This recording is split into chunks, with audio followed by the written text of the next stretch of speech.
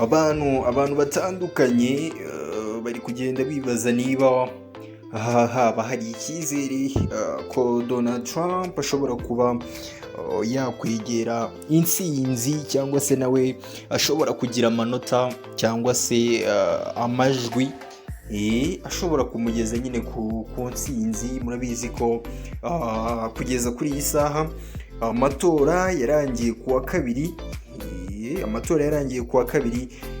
noneho amajwi yagiye avamo bari kugenda bayavuga nyine state ku yindi zose uko ari 50. ubu ngubu rero kugira ngo Trump cyangwa se Biden, umwe muri bo abe perezida ugiye gukurikiraho wa Leta Zunze Ubumwe za Amerika, arasabwa kugera ku majwi asaga 270. donc ubwo niko babara nyine amanota, mu gihe Joe Biden kugeza kuri iyi saha ahagaze ku majwi cyangwa se amaze gutorwa ku kigero cya 264. urumva ko gusatira rwose intsinzi ari ibintu biri hafi cyane. mu gihe Biden arimo kubura amajwi 6 kugira amajwi 6 gusa, kugira ngo cyangwa se 6 amajwi 6 kuri 270 akeneye kugira ngo abe perezida witwa, cyangwa se amaze gukusanya amajwi asaga 72 mu gihe Donald Trump we amaze gukusanya cyangwa se ahagaze ku majwi 68.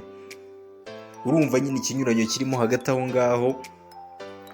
nk'uko birimo kugenda bigaragara, Joe Biden ni umudemokrate, cyangwa se ahagarariye ishyaka, cyangwa se arimo kwiyamamaza mu ishyaka ry'abademokrate, mu gihe Donald Trump we ari umurepublican. abantu bazi iby'ibyo ngibyo nyine, cyangwa se abantu bazi itandukaniro ry'abarepublican na democrat, baze kureba, abatabizi baze kureba kuri channel yacu, biriho tuba twaragiye tubikoraho. naho ababizi nyine twikomereze.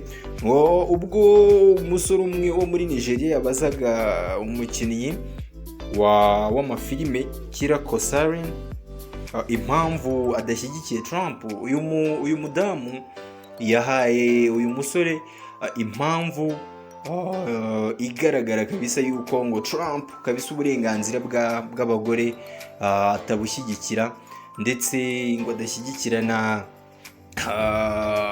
adashyigikira nuko nyine ngo aba bana bahuje ibitsina bajya bashyingiranwa, bakaba ariyo mpamvu nyine uyu mugore akaba atarimo kugira gute, atarimo gushyigikira Donald Trump.